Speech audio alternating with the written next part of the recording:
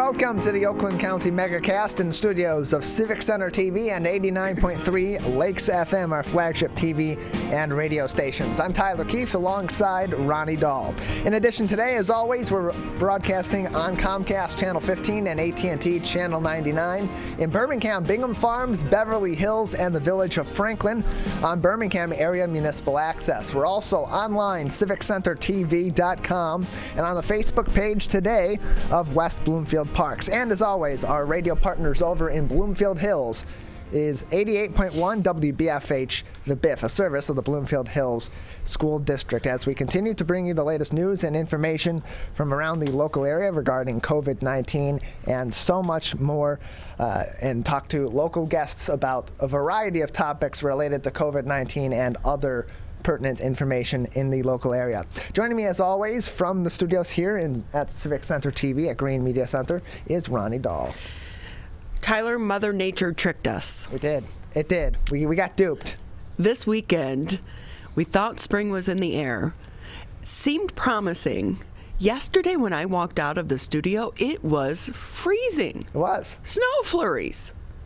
Yeah, all of a sudden it went from being nice and sunny, a little bit chilly, but manageable, something different. It's not freezing cold. It's a little chilly, but you know what? 40 degrees, 35 degrees, it's a lot warmer than 10 degrees, and now we're right back where we were. And don't judge us, though, but I went home yesterday, and my husband was taking down the rest of the Christmas decorations that were outside. So we still had Christmas lights up, but we didn't turn them on. So he was taking the rest of them down. I was kind of like, why didn't you do this over the last couple days when it was super warm out? Yeah, it's a little bit late in the year for that, but you know what? It's not as bad. I don't give people as much flack for taking their Christmas decorations and their other holiday decorations down late as much as I do. If we're in March and you're still wishing me a Happy New Year, you're way too late. Wrap it up. It's over. You're a quarter of the way into the year. No more Happy New Years after like mid-February at the very worst, and even that's kind of late. But as far as holiday decorations, people like to keep them up, keep the cheer going, you know? That's different than wishing someone it's like me wishing you a happy birthday 8 months after you have a birthday. I was sitting here thinking, I do say to people Happy New Year if I haven't seen them yet. Sure, if you haven't seen them and you talk to them regularly, that's a lot different than just passing someone by like, oh, I haven't seen you since the beginning of the year, but I don't regularly talk to you. Happy New Year.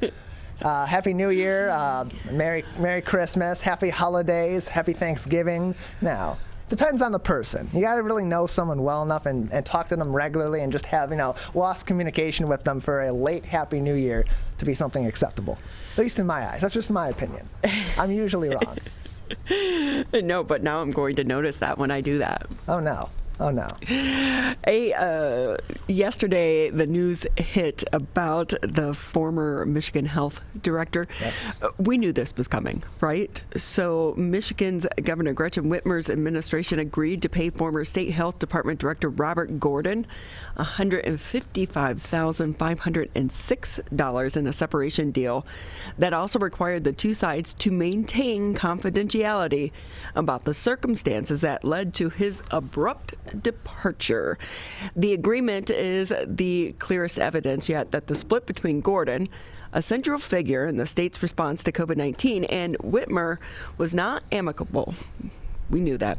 And it shows the Democratic administration used taxpayer funds to ease his departure. Both Gordon and Whitmer have refused to say why he stepped down on January 22nd, fewer than 8 hours after he signed the order to lift the suspension on indoor dining at restaurants. The governor is expected to have a briefing at 2 o'clock this afternoon. You can guarantee she is going to be asked about this, but she was asked prior about his departure and really just blew it off. The issue with this, you're using taxpayer money. So, right. And the Detroit News, a lot of news organizations were able to file FOIAs, Freedom of Information request, to try to get this information, and they had to pay a few $100s in order to actually get this information. Again, this is our money. It's taxpayer money. If you're going to go ahead and get rid of the guy, get rid of him. You're allowed to do that, right? But you can't expect people not to ask questions when you have someone in such a high visibility position who just abruptly walks away in the middle of a pandemic, that we're not going to ask questions. I don't understand, again, why the governor didn't just say, we decided to part ways, and as part of that, he got a separation agreement. Be done with it. Move on. Why make everyone spend hundreds of dollars to jump through hoops to try to get the information that is taxpayer money? Yeah, there's obviously a lot more there than what we're being led on to, and of course that's because of that confidentiality deal between former Director Robert Gordon and the governor in the state of Michigan. But like you said, she's the chief executive of the state. Coming out in front of this when the resignation happens and saying, look, we thank former Director Gordon for his service. We had a difference in opinion. We had an amicable split up, and he did get a settlement for being relieved of his duties early.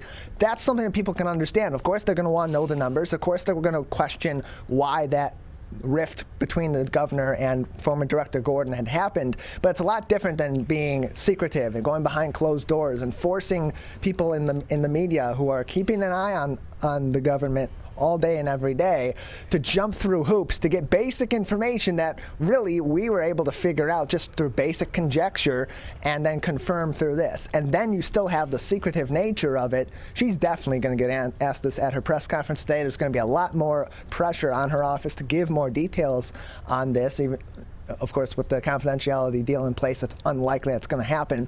But there are a lot of questions with this because he is someone that is so highly visible and so critical to the state's response to COVID-19. And if there was a disagreement there, whether it's let's open restaurants to 25% capacity and he thought, no, let's not open them at all, or vice versa, and it was his hands were tied, he made a decision, went behind the governor's back from the Department of Health and Human Services side, and she didn't agree with that, whatever the case may be, it's the secretive nature of this split that is a huge problem. That's something that is going to be a sticking point for both Democrats and Republicans looking onto the governor. Well, we do have some of the Republicans. Tom Berman has been pushing for more transparency within the government. Right. And we do need this to happen, especially now in the middle of a pandemic. I know that Charlie LaDuff, who we've had on the show before, he's an award-winning journalist here locally. He has now sued in partnership with another organization, the governor's office, regarding the nursing home and the numbers to do with the nursing homes. So again, if you're not going to be transparent, this is why we the people don't trust our elected leaders. When you poll stuff like this, I will say a few years ago, I put in a FOIA with the Detroit Public Lighting Authority, and we were surprised to see how many people had received severance packages. It ended up in a lawsuit in which we won. But again, it was the secret behind the door deals, and you're dealing with taxpayer money. This should not be allowed in today's day and age. No, and there are rifts between leadership. There are differences in opinion in any workspace, whether it be government or whether it be in the private sector. That happens. Splits happen. People get packages to leave a job all the time. Being honest about that is one thing, and being up front with the amount of money you're giving somebody to walk away is one thing, and that will be a sticking point whether it is secretive or not, because it's $155,506 that are of taxpayer dollars going to someone to stop working for the government. But it's the secretive nature that is a huge problem. That's why people like Jim Runstead and people like Ryan Berman and others in the government are looking into that, and why the people of the state get so frustrated with particularly those in opposition of the governor, but those who are in agreement with the governor as well. When things like this happen that are of critical nature to the state, that's the point where you need to be more honest than usual, not less. So one of the funny parts about this is part of the agreement, if Gordon needed a reference, they would give him a positive reference. But you Google his name, and everyone knows there was a story behind why he quit so abruptly. But he has already landed a job with, I believe, the University of Michigan's Law School. So there you go. But we'll continue to watch that and see what happens and how the governor actually responds. If I was her PR person, I would say come out of the gate and address it right away. Yeah, you have to. With that, there is a little bit of good news. No new coronavirus outbreaks reported in Oakland County schools. So no new outbreaks of the coronavirus were reported in the Oakland County schools by the Michigan Department of Health and Human Services Monday. Keep in mind that's when they release that information once a week, every Monday. However, 6 schools in Oakland County do remain on the state's list of sites where ongoing outbreaks are present, and all 29 schools were added to Michigan's list of ongoing coronavirus outbreaks. It's important to note, though, that a coronavirus outbreak is different than a case. So a COVID-19 outbreak is defined as 2 or more cases with a link by place and time indicating a shared exposure outside of a household. Students and staff exposed to COVID-19 outside the school building and are not thought to have spread the virus in the school due to quarantine or self-isolation are not included in the data that is released. Yeah. That's definitely good news, hearing that there are no new outbreaks. Of course, there are some still ongoing that are being managed, people that still have active cases. But especially as schools begin to have more in-person learning happen, the less that these outbreaks are happening, the more confidence is going to be in the ability to run in-person learning safely on a wider scale, both at the district level and at the confidence level of parents and students alike. So in Oakland County, the management's clearly been working so far with the return to learning in person, and hopefully this trend continues on, and the outbreak that is currently still active is properly managed, and we don't see any more new ones coming up. But as far as we've seen, the last couple of times we've reported on new outbreaks or the status of outbreaks in Oakland County schools, we have seen really good news. So hopefully that keeps up. They're doing great work, obviously. Yeah, in the schools, the outbreaks, when the state does report them, by the way, you can find more information about that if you go to civiccentertv.com, click on coronavirus, and then at the top of the page we have links to various entities, including the state of Michigan, and that's where some of this information is reported. You have to just kind of navigate the page there. We are seeing more outbreaks, though, at some of these long-term nursing care facilities. So that's something that we need to continue to watch. But some good news.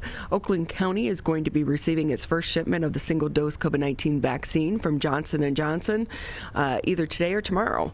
That's according to the county executive, Dave Coulter. Oakland County Health Division is expecting 6,700 doses of the newly approved vaccine. Also this week, the health department received 16,380 vaccine doses from Pfizer, more than 9,300 of which are first doses for residents. County also was receiving 4,400 doses from Moderna. Oakland County is hosting 15 COVID vaccination clinics by appointment only in Howley, Madison Heights, Novi, Pontiac, Rochester, Southfield, Waterford, and here in West Bloomfield. In addition, Oakland County's public health nurses are administering second doses at 7 long-term care facilities.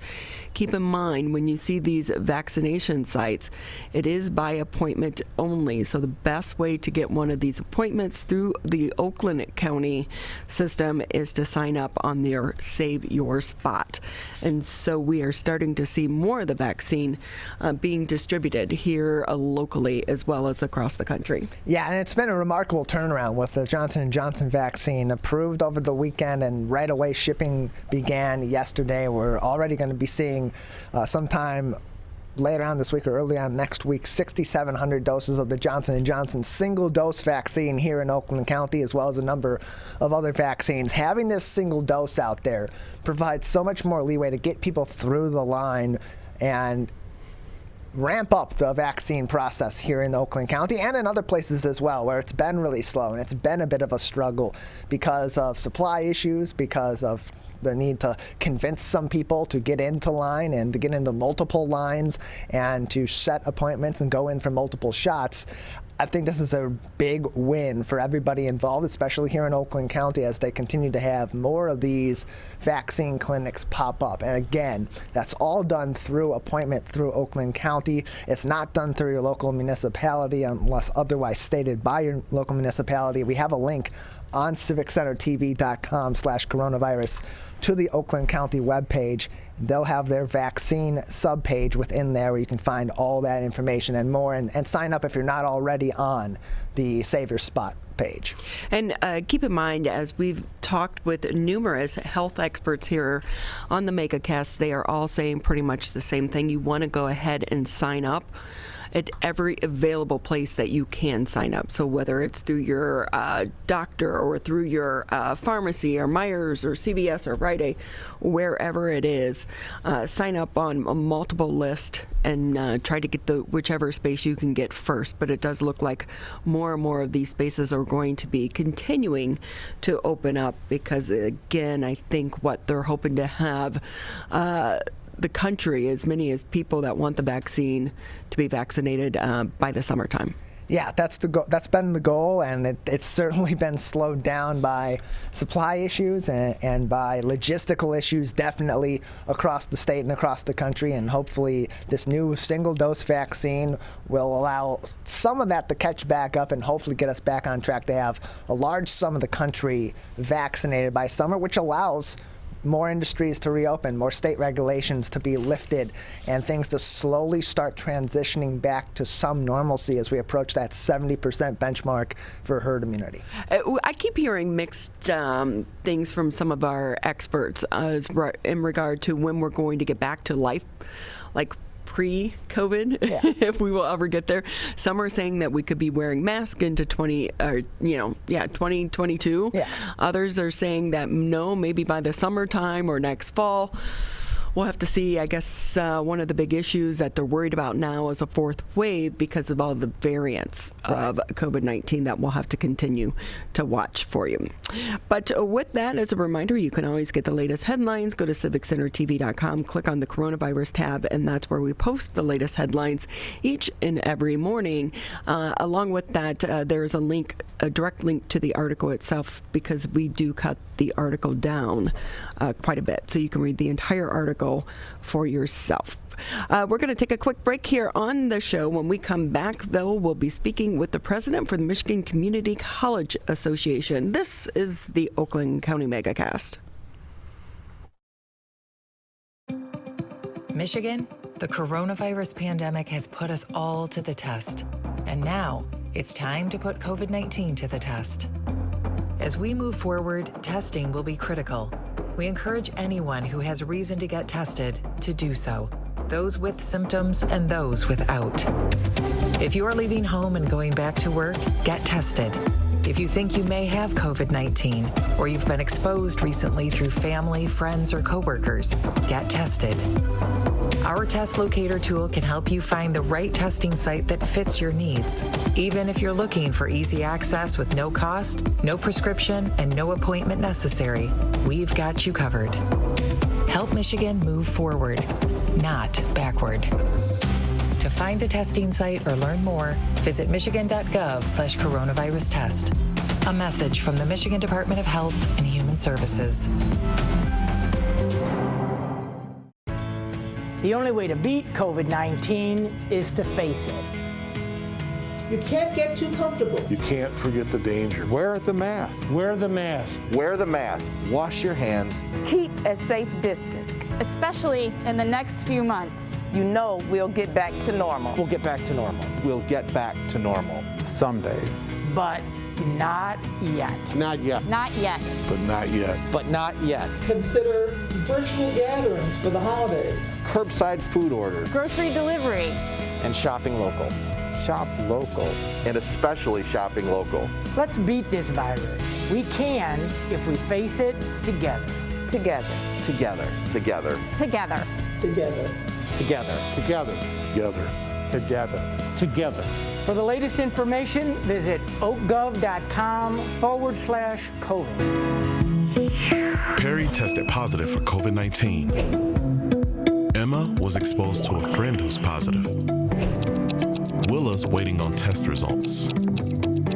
After any contact with COVID-19, or if you test positive, stay home for at least 10 days.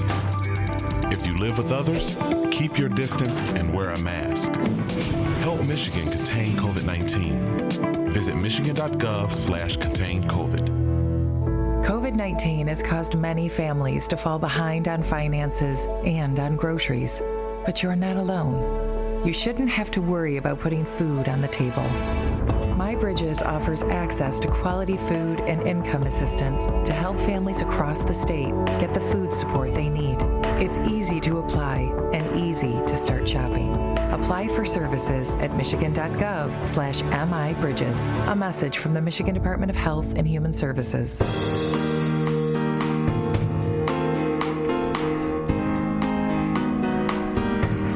Great to have you with us here on the Megacast. I'm Ronnie Dahl in the studios alongside Mr. Tyler Keefe. Just as a reminder, you can always catch us on Civic Center TV as well as Birmingham Area Municipal Access.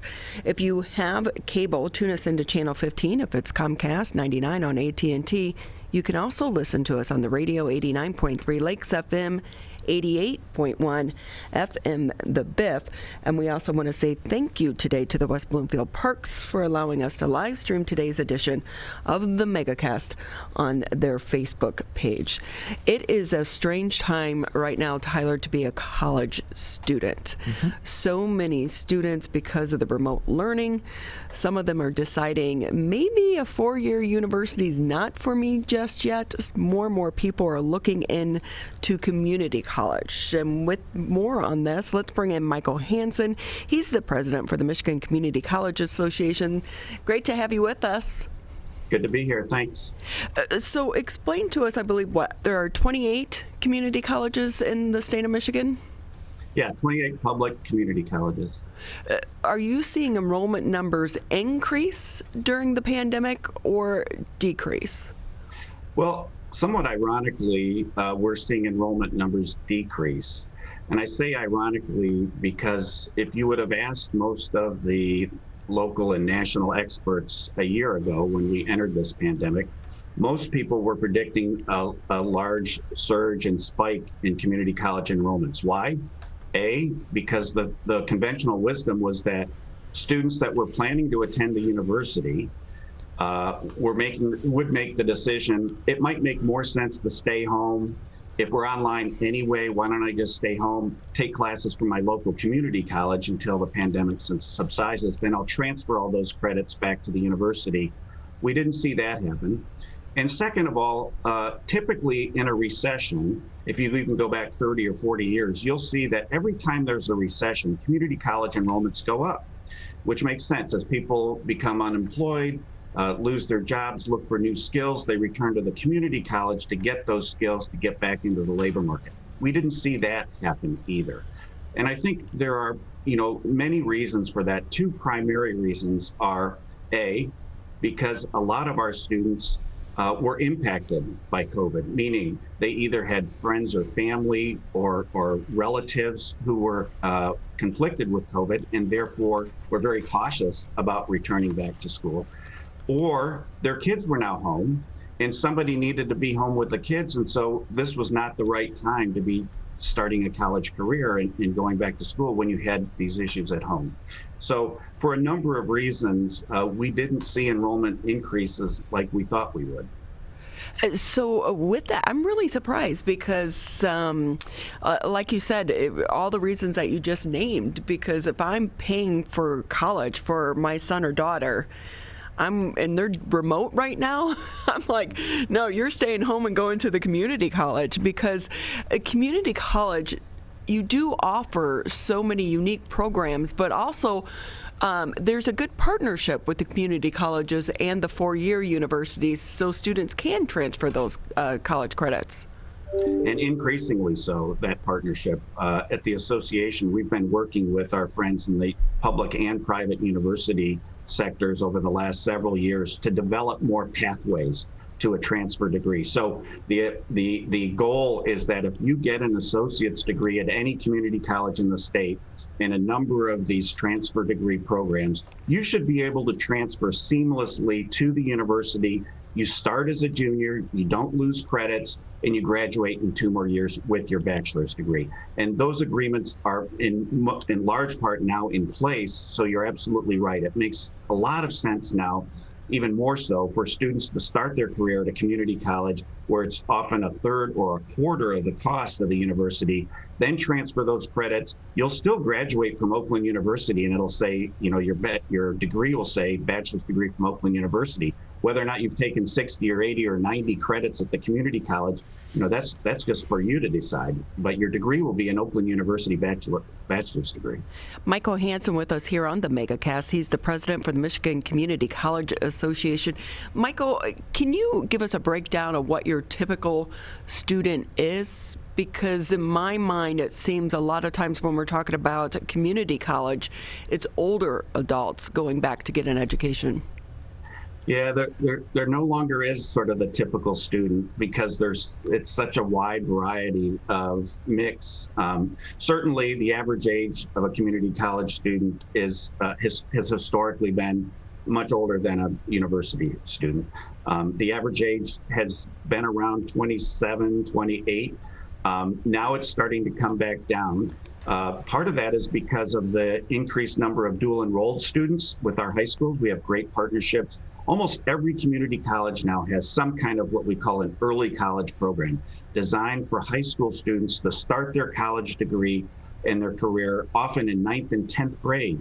And by the time you graduate from high school, you have both your high school diploma and an associate's degree, which is a huge leg up for these students to then continue on with their studies, either at a 4-year degree, or a lot of these are in occupational programs that are 2-year degrees. So you come out at graduate high school with a nursing degree, for example. It's really a fantastic deal, but that program has also tended to drive down the average age of our students. Many of our students are first-time generation students, meaning they're the first person in their family to go to college. So they need those extra supports that a community college can provide. Remember, the mission at a community college, which differs from the mission of most universities, is that our focus is teaching and learning. There's no requirements on faculty to publish. There's no research components. Our faculty, who are mostly PhDs, often also teaching at the university, are there because of teaching and learning. The class sizes are smaller. The programs are more individualized and customized. So it's really a great start for many of our students. Oh, I know I used to have to do recruiting in my previous position, and I always like to recruit at the community colleges because there's so much diversity at the community college, and you can reach so many various people in different demographics and different backgrounds, and it's like you said, so many of them are going to college for the first time. What was that like for some of these community colleges, though, to have to support these students during the pandemic, many of whom aren't your typical student, maybe have trouble getting access to computers and the internet? It was a challenge for sure. But, again, that's sort of the mission of our community colleges. So they were, I can't say they were prepared, but they certainly had the technical knowledge and skills to be able to do this. We were also very fortunate that the federal government, through some of their stimulus packages, passed some funding relief to community colleges, and they dictated that half of that money had to go to students. So the millions and millions of dollars that came from the federal government for COVID relief, half of the money went to students, and often that money went, and we saw that in increased retention numbers, meaning that students from fall to spring, they stayed because they now had that support, that financial support that many of them used to do things other than just paying tuition, but things like childcare and transportation and food and other kind of what we call wraparound services and needs that these students needed that we were able to deliver because of the stimulus money through the feds.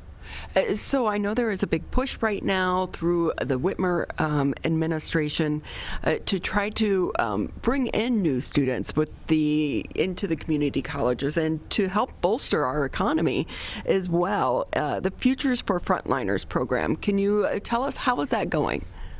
Well, very well. That was a program announced by the governor about a year ago that for any person that had been working in one of the designated occupations which were required to stay open during the pandemic.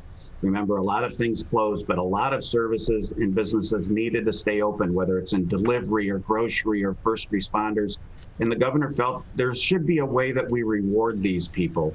And so she offered this program called Futures for Frontliners, which was eligible for anybody in these occupations to come back and get a free college education. So it's tuition free at their local community college for people in those designated areas.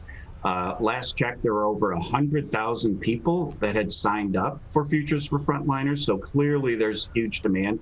And it was also somewhat of the precursor, the test run, if you will, for the new program, which launches this spring called My Reconnect, Michigan Reconnect. And that program is also a tuition-free program for community colleges for adults. Anybody 25 and over who does not have a bachelor's degree, if you've started at a community college at some point and dropped out, you can return. If you're just new into the higher ed environment, you can start, if you're an adult at 25 or older, and get your college tuition paid for. So, but that was a bipartisan program sponsored by the legislature and signed into law by the governor. And that Reconnect program starts this spring. Both of them are just fantastic programs. I think there are over 40,000 people that have applied for Reconnect. And again, we just opened those applications a few weeks ago. So there's clearly demand, but we recognize tuition isn't the only barrier for a lot of these students. And that's why these, wraparound services, that's why these other supports for students are so critical that we maintain. Michael Hansen with us here on the Megacast. He's the president for the Michigan Community College Association. And Michael, when we're talking about some of these programs, are there certain programs that these new students are going to be eligible for, or is it anything they wish to study? Essentially anything they want to study, any of the credit programs. Community colleges offer a lot of non-credit programs. Those would not be eligible, but any of the academic or career programs that are for credit are eligible. Even a short-term certificate. So if it's just a 15-week program, that can be eligible as well. And that's nice because that gets people a credential that they can take into the workplace, get a job, and then continue on and ladder that, add on to that certificate program and come back and get their associate degree. So looking at Michigan's economy, as someone who is focused on college education and higher education, what are the gaps? What arenas would you give advice to people to go into if they're looking for job growth right now? Yeah, I mean, the state is pretty good at publishing labor market information like that, where you can go and check out and see where there's big openings in field. But clearly healthcare, a lot of the technology and computer, cybersecurity kind of programs and fields are always in high demand. And I think it's important to remember, too, that a community college, a lot of people think that's where you get trained for some of these occupational programs. But again, about half of our students are there because they want ultimately to get a bachelor's degree, maybe in accounting or business. And they use the community college as that first 2 year, that stepping stone, and then transfer those credits. So we have programs for everybody, whether or not your goal is a bachelor's or a master's or a PhD at some point, or if you'd rather just enroll in one of these technical programs like the healthcare programs, nursing, but all of the other technology-related programs, manufacturing and welding and mechanics and those kind of things. So I know that when I went to college, I went to the College of Charleston, and sometimes it was really hard to get into the classes that you needed. Like you couldn't get into, communications 201, but you could go to the community college and they had one that would transfer. So I was able to, even though I would pay the College of Charleston tuition, but go to the community college because those classes were open and would transfer over. Do you have similar such programs on your platforms? Yeah, we do. As a matter of fact, both, I think, Oakland Community College and Macomb Community College have programs like that where you can co-enroll with Oakland University, for example, and I think at Wayne State as well. So you co-enroll it, and then you take classes back and forth wherever there's opening in your schedule. Sometimes there's openings at the community college, sometimes there's openings at the university. For the class that you want. And when you're done, you have both an associate's degree and a four-year degree, but for the student, it's somewhat seamless. You're just taking classes where they fit your schedule the best. Those are really innovative programs. We also have something called Michigan Colleges Online, and that allows you, if you're a student at Oakland Community College, but you need that accounting class or communications class and it's full. If you go to Michigan Colleges Online, you can take that accounting or that communications class from any other community college in the state through online through Michigan Colleges Online, but it gets transcribed at Oakland. You pay tuition at Oakland. For you, it's seamless, but you're taking the class from another community college around the state. And that's how we also help mitigate some of that supply and demand of our course loads. That's a great program. And it's a little secret for people. They don't realize that they can do some of these things, because if you have one class, it's a prerequisite for another class, but you can't get into the lower level, it could really hold you up a semester or longer in trying to finish that program. What do you think is going to be the future of community colleges? Will they be online from here on out? Well, that's a really good question that people right now are asking themselves all across the country. What is the future of not only just education, but of work? Are we ever going to get back? I'm working at home now. It works much better than we thought. Are people comfortable with an online education, or do they want to get back and have that interaction with their peers, their students, especially in some of these occupational programs? It's awful hard to teach a welding class completely online. At some point, you need to hold those tools and you need to run that bead. So I think there will be some return back to in-person, face-to-face programs, but there also may be, the future may be a greater shift to online education and online learning because of flexibility and adaptability of a lot of these programs for students. Yeah, I think some of the colleges were actually better prepared to be able to deal with this and adapt to these programs, because online has been there for quite some time. I'm old school. I want to go into the classroom. It's the discussion, to me, that's such a vital part of the classroom environment. And talking about, adult education, I try to take a Photoshop class.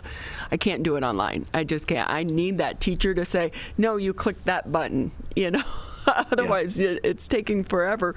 But before we let you go here, just a couple more minutes with you. Michael Hansen with us here. He's the president for the Michigan Community College Association. What advice would you give to parents who are looking at sending their child off to college? We have a lot of students, they're about to graduate high school this year. That college experience is not what they were hoping to get. Would you suggest or recommend that they start with a community college?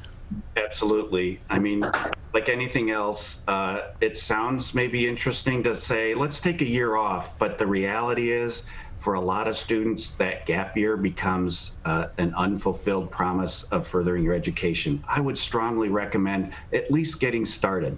It's not perfect, if you have to take more classes online than you would hope for, but at least you keep the momentum, you keep going, you've got a goal in mind, and with a little perseverance. And, I think everybody realizes that once the vaccines really become more widely available, we'll get back to where we can all feel more comfortable in an online or in an in-person environment.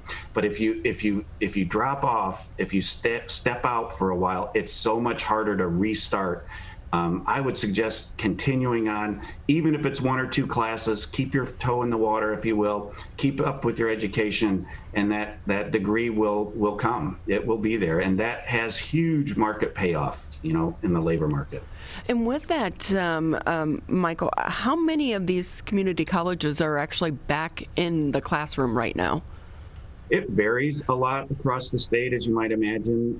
In some regions of the state, 80% are back face-to-face, 20% online. In other areas, it's the opposite, 20% face-to-face and 80% still online. That has to do with local conditions. It has to do with local comfort. It has to do with programming that's available at each of these colleges. So it really depends on the local college. But more and more, the trend is, going back to more people coming back face to face, and especially as the vaccines become more widely available, we'll start to see those numbers shift back to face to face. How is the workforce right now? We know a lot of school districts are struggling. They need teachers pretty badly. What's it look like on the community college level? It's always, a struggle to find good qualified faculty, but we feel pretty fortunate. The community college model is such that you can teach at your local community college, maybe just one class a week at night. And for a lot of professionals and a lot of people out in the trades, this is a great way for them to give back. And so we've always been fortunate that we're able to recruit really talented and motivated faculty who want to teach. And because that's what it's about, again, it's about teaching and learning. They don't have to do research. They don't have to sit on committees. They don't have to participate in a lot of the publishing requirements. They can just come back, teach the skills and the areas they love, and do it part-time and be really good and successful at it. I know when I was a student, I always enjoyed having professors that were actually in the industry as well. I feel like they bring a different perspective to the classroom. That's exactly right. And, many of our faculty are that. They're nurses, they're tradespeople, they're lawyers who come back and just want to give back to their local community. They enjoy the energy that students provide. And it benefits both. It benefits them, but the students love it too, as you said, because now you've got somebody that actually knows how to use this machine or actually has experience litigating a case or whatever. So it's really a win for both. And it's networking. It's very good networking. As a matter of fact, a lot of our faculty recommend these talented students that they get in their for their next job, whether or not it's in. There was somebody in video production the other day we were calling, and they said, "Well, I've got a student that's really good at this." So anyway, it works really well. That's awesome, Michael. Anything maybe we didn't touch on that you want to share before we say goodbye to you today? No, we're just we're very fortunate that the governor and the legislature had the foresight to develop programs like Reconnect, this free college tuition program. Encourage everybody to take advantage of that. It's really a great deal. So we're ready when they are. And how can people find out more about that? You can go to the state's website, myreconnect.gov, and there's lots of information there. That's great. It is a good program. And again, if we can lift up our community, especially the ones that have been working throughout this entire pandemic, then that is a great thing to do because it lifts all of us up as well. Michael Hansen with us here on the Megacast. He's the president for the Michigan Community College Association. We so appreciate your time. Been fun. Thanks. We're going to take a quick break here on the Megacast, and when we come back, we'll be speaking with the area operations manager for Profile by Sanford. This is the Oakland County Megacast. Michigan, we're calling on you to save lives. Don't ignore it. Don't let it go to voicemail. It's urgent. In fact, it's critical. Because if you've been in close contact with someone who tests positive for COVID-19, you may have been exposed to the virus. And you could get a call from My COVID Help or your local health department. So please answer the call to learn how to protect yourself, your family, and friends. We're calling on you to stop the spread of COVID-19, to make it safe to reopen businesses and help Michigan move forward. So if you get a call from My COVID Help or your local health department, you may have been exposed to someone with COVID-19. To protect us all, answer the call. Learn more at michigan.gov/containcovid. A message from the Michigan Department of Health and Human Services. Hi, my name is Kurt Lawson, and I'm the Public Information Officer for West Bloomfield Township. We wanted to reach out to you, our older adults, to provide information that you may find useful during this difficult time. We want to ensure you that West Bloomfield Town Hall, our Waters and Utility Department, West Bloomfield Parks, and our police and fire departments continue to work hard on your behalf. Information and resources can be found on the Township website, the police Facebook and Twitter, or call West Bloomfield Park's COVID-19 Help Hotline. Please remember to keep your social distance of at least 6 feet, wear facial coverings when you leave your home, and wash your hands for at least 20 seconds with soap. These precautions will help keep you safe during these difficult times. This may seem uncomfortable, but so is being hooked to an IV, sleeping in a hospital bed, and fighting for your life. When it comes to COVID-19, comfort is not as important as saving lives. Wearing a mask can greatly reduce the chance of spreading the virus. So mask up, Michigan, every time you leave home.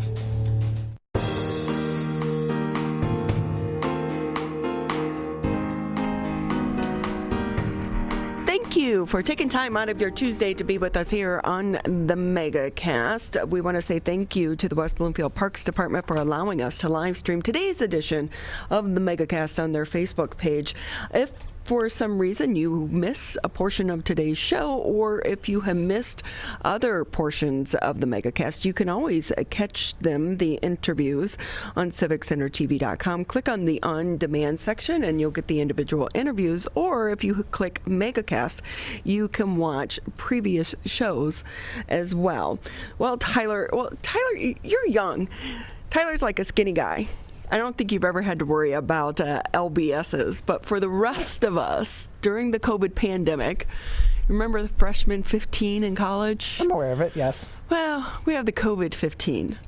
Sure. So many people at home now, eating a lot more than what they used to, not getting as much exercise as they used to, and that has added to some unwanted pounds on their bodies. But there is a way to help manage your weight. Joining us now, we are going to bring in Tresa Davis-Johnson. She's the area operations manager for Profile by Sanford. Tresa, thank you for being with us. Hello, how are you today? Good. Give us a rundown. What is Profile by Sanford? Sure, I would be glad to. So Profile by Sanford is a simple weight loss solution that focuses on compassionate coaching and a simple scientific background.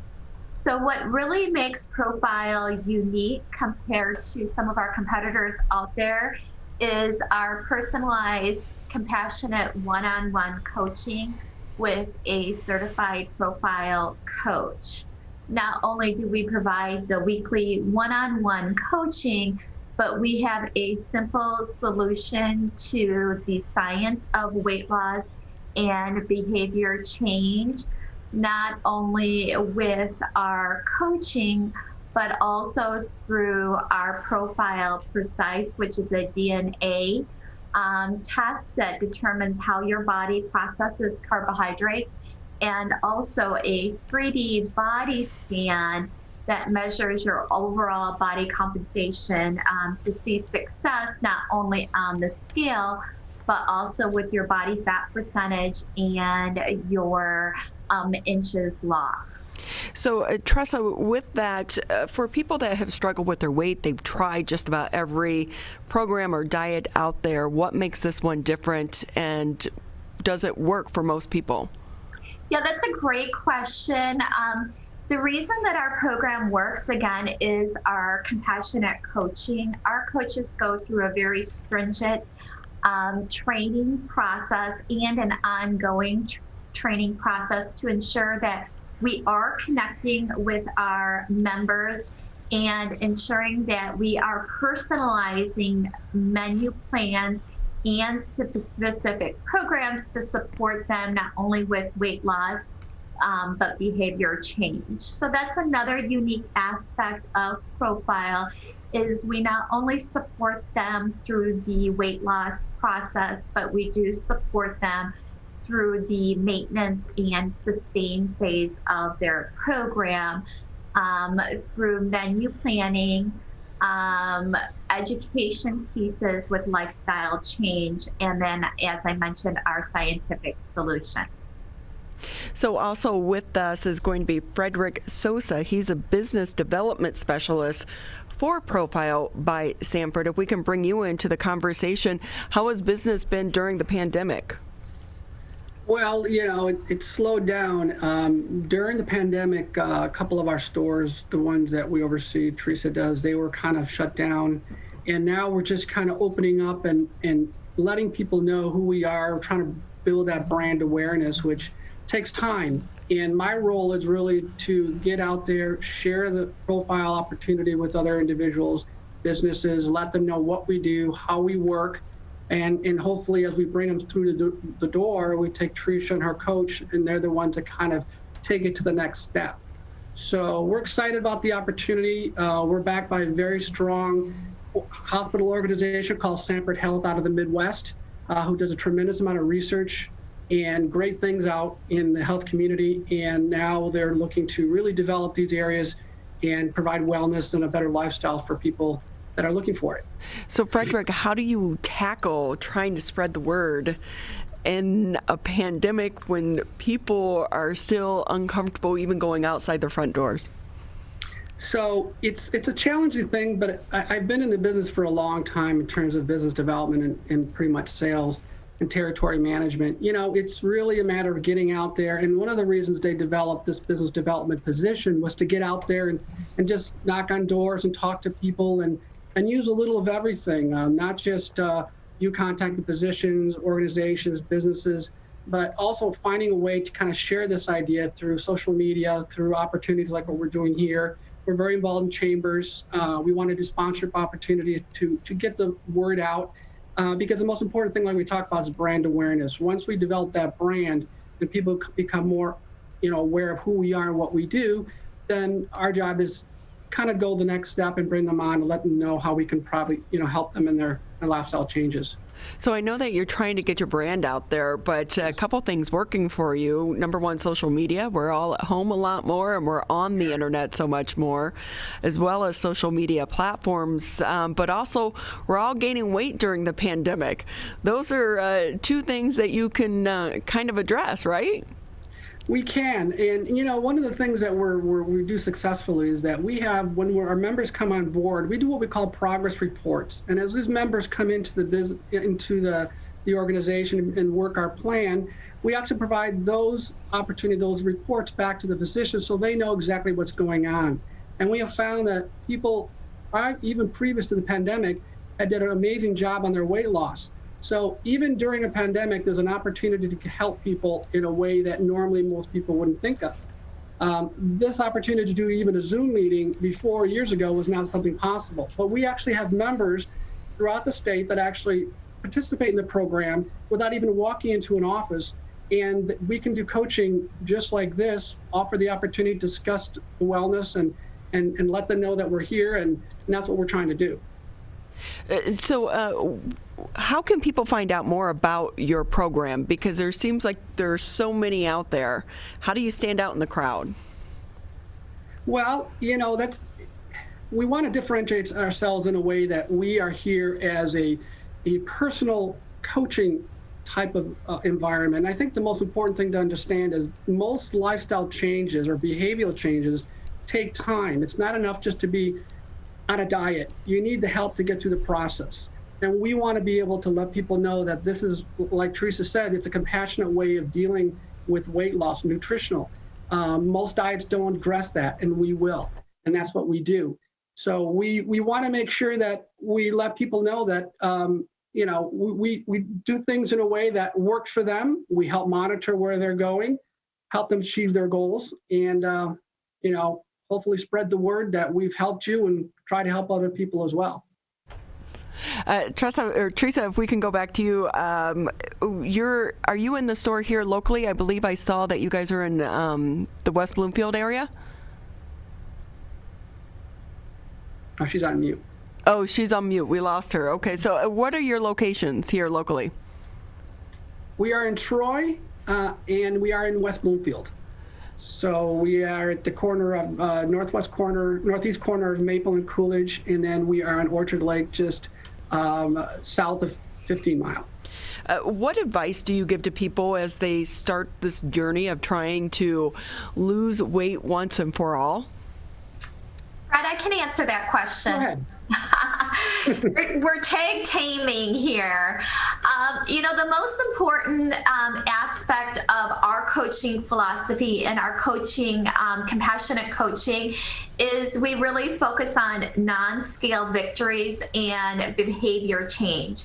And what I mean by non-scale victories is those individuals changing habits and behaviors. Maybe it's moving a little bit more than they did last week, trying a new vegetable that they haven't tried before. So we focus on those non-scale victories because in reality, those non-scale victories and those habit changes are a direct result of what they see on the scale.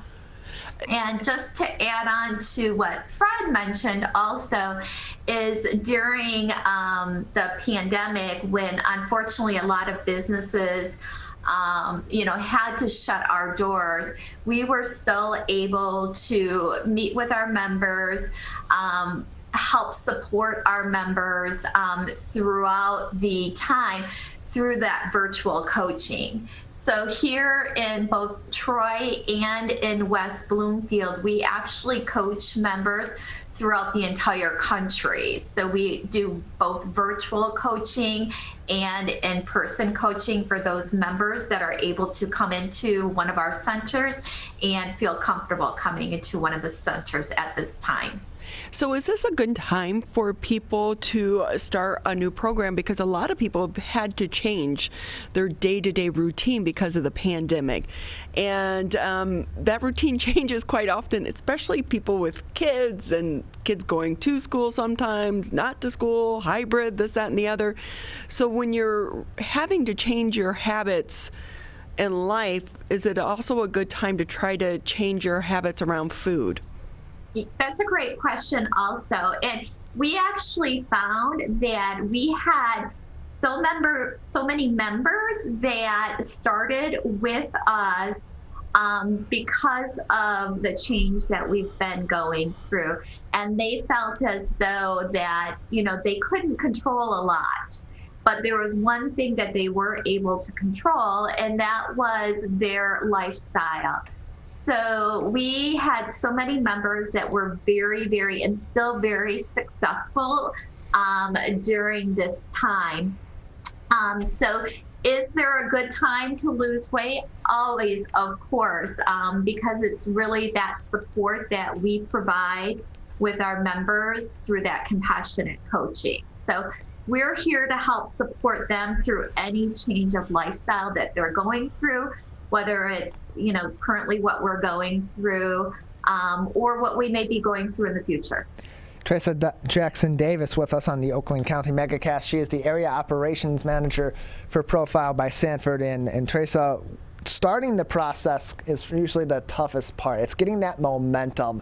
And it's a lot different starting that with a consultation of an expert during a pandemic where you're not there in person and you're not tangibly going through this is how you determine A, B, and C and maneuver things around. So how during the pandemic has getting that onset of the process of getting these people to adjust their lifestyles been different and been altered, and how have the results been with that alteration? That's a great question.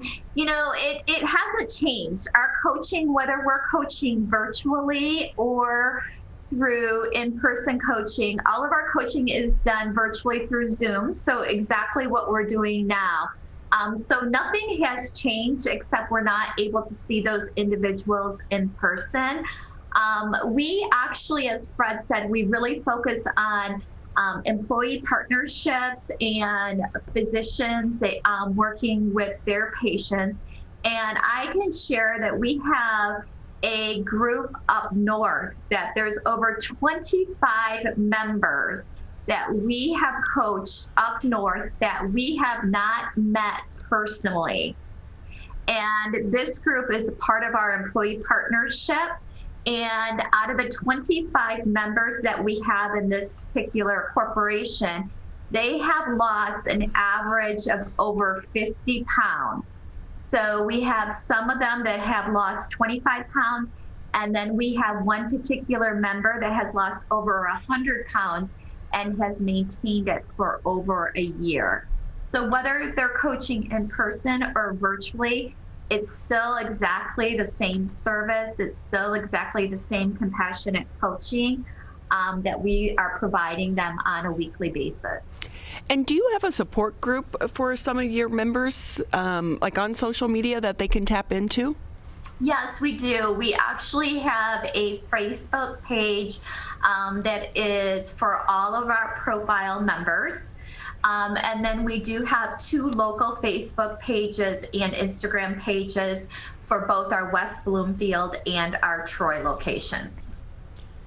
So with that, what is the estimated cost for this program? That really depends on an individual, and it's based on their health history.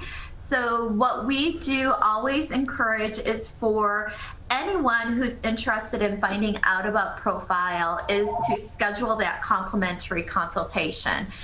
During that complimentary consultation, we will assess their health history, determine what their specific needs are, and then design a program that's going to meet their weight loss, their maintenance needs, and most importantly, fit into their budget. Give us a ballpark. It averages an average of $100 per week for their products, so it's less than what most individuals spend at the grocery store and dining out. Woo! That's a chunk of your budget there. Oh, yeah. But if it's going to get people on a healthy lifestyle and improve their life, that's so important, especially now during COVID. We are seeing that our lifestyle does play a factor in COVID as well along with the recovery of that. So great to have you both with us here on the MegaCast. We appreciate your time. Thank you for having us. We appreciate being on. Tresa Davis-Johnson with us. She is the area operations manager for Profile by Sanford, as well as Frederick Sosa. He's the business development specialist. We wish you both the best of luck during this pandemic. Thank you for having us. Thanks for having us. We're going to take a quick break here on the MegaCast. The only way to beat COVID-19 is to face it. You can't get too comfortable. You can't forget the danger. Wear the mask. Wear the mask. Wear the mask. Wash your hands. Keep a safe distance. Especially in the next few months. You know we'll get back to normal. We'll get back to normal. We'll get back to normal. Someday. But not yet. Not yet. Not yet. But not yet. But not yet. Consider virtual gatherings for the holidays. Curbside food orders. Grocery delivery. And shopping local. Shop local. And especially shopping local. Let's beat this virus. We can if we face it together. Together. Together. Together. Together. Together. Together. Together. Together. Together. Together. For the latest information, visit oakgov.com/COVID. Michigan, the coronavirus pandemic has put us all to the test. And now it's time to put COVID-19 to the test. As we move forward, testing will be critical. We encourage anyone who has reason to get tested to do so, those with symptoms and those without. If you are leaving home and going back to work, get tested. If you think you may have COVID-19 or you've been exposed recently through family, friends, or coworkers, get tested. Our test locator tool can help you find the right testing site that fits your needs. Even if you're looking for easy access with no cost, no prescription, and no appointment necessary, we've got you covered. Help Michigan move forward, not backward. To find a testing site or learn more, visit michigan.gov/coronavirus test. A message from the Michigan Department of Health and Human Services.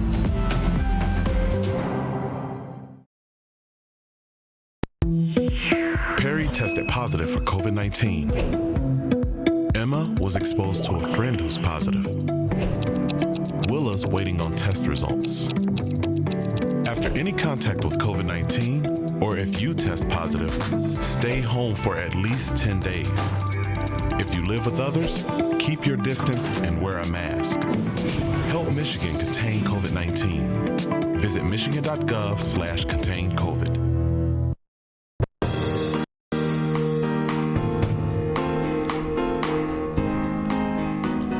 Listening to 89.3 WBLD Orchard Lake, 88.1 WBFH Bloomfield Hills. I'm Ronnie Dahl here in the studios alongside Mr. Tyler Keefe. We want to say thank you for taking time out of your Tuesday to be with us here on the MegaCast. So much focus right now is on COVID-19, but we can't forget about our other health issues, one of those being our heart. Normally, we see a big push around this time of the year in February about healthy hearts, but this year so much focus has been on the virus that a lot of people are letting their heart and their other health issues take a back seat. Dr. Shalini Modi with us here. She's the chief of cardiology over at Henry Ford West Bloomfield Hospital. Great to have you with us. Thank you so much for this opportunity. I am so so blessed to have you on. I had a girlfriend who went in for a checkup, and they had to admit her to the hospital right away because she was having issues that, had she not been in for the checkup, may have been devastating consequences. Talk a little bit about our hearts and being healthy and trying to manage it all in the middle of a pandemic as well. Yes, you absolutely put it very well together. It's, when there's a lot of stress around us, we do not take care of ourselves very well, particularly women, because they are the anchors for the family. And, women tend to ignore their health in general, and particularly heart health. And many times, people can have silent heart attacks, silent events happen, and till you get it evaluated or be more aware of what has changed in your body and go and get some help, get physical, go and get some blood tests, it's very difficult to assess where things are. So somebody has to be very in tune with their body, and which means that somebody who exercises every day and knows that they cannot do some activity that they could do a week ago, then something changed inside them. But as you very well said earlier, that COVID affected everyone, and when people are not exercising, they're not eating right, ultimately, yes, hearts do get affected. So what do we do? There are different signs for men and different signs for women. What should we be on the lookout for? So, for going back to the 1930s, 40s, it was always portrayed heart disease being typically being in the men, the crushing sign with the fist clenched across their chest. But we know over the years, women are equally at risk. A lot of hormonal changes, and it's not just blockages, it's also the stress of these various hormones that play into during pregnancy for women. Women can get heart attacks as a process of other things other than blockages, which are caused just by cholesterol buildup. So there are a lot of other processes that we are finding out as a result of research and being more aware of it. And in terms of the differences in symptoms, women are known to have some very non-specific, such as fatigue or pain behind the shoulder blades or just a back pain, heartburn. And men typically may not, they mostly have chest pain. So, and then, women are so busy, as I was telling you, as being anchors of their family, they just blow it off. They don't think it's worth getting any attention. So I read somewhere that women in their midlife are at higher risk. Why is that? So more and more of that, and particularly there's a lot of racial disparity in that, particularly in African American women. We're finding that it's 35 to 55. There's a lot of push, a lot of research being done by AHA to understand what that is in terms of, but it's believed that a lot has to do with undiagnosed hypertension, not getting care. All these are risk factors that ultimately lead to heart disease, so diabetes, high blood pressure, smoking. Smoking is one of the common reasons I will find young women who are, under the age of 50 presenting with heart attacks. So that's in our control. We should not be doing that. But diabetes, hypertension, high cholesterol, all these are modifiable risk factors. And if one does not seek timely, just ongoing medical care, seeing a primary care physician, then these all can be modified so that, bad event doesn't happen. Dr. Modi with us here on the Megacast. She's the chief of cardiology at Henry Ford West Bloomfield Hospital. What are some things that we can be doing to improve our heart health? So heart health, the first and foremost thing I always like to talk about, there are things that are in our hand and the things which are not in our hands, the genetics, age, gender, we cannot change that. But there are a lot of things which are in our hands, and the biggest factors being diet, lifestyle, those are the main anchors to protect our hearts and to protect us from having heart attacks. And in addition, I always emphasize going and getting a yearly physical. So that's where you will get your blood draw. That's where a person would know whether they're getting pre-diabetic, whether they're getting diabetes, high blood pressure, high cholesterol. So all those can be tended to much earlier than after the fact. It's better to take care of it prior than after. What changes have you seen in the public when it comes to addressing our hearts during the pandemic? So the previous presenter and the discussion I thought was so relevant to my topic as well, because I completely agree with you. What I've seen even in my patient population has been an increase in weight. And there's fear and a lot of stress from the family members. So I think that has negatively impacted the overall health of our patients. So we can try to get healthy. Will that also help with COVID? Because we do hear some people, I know the discussion in my family has been take more vitamins, exercise more, eat better because it will help you with COVID, but it could help you in all aspects of your life.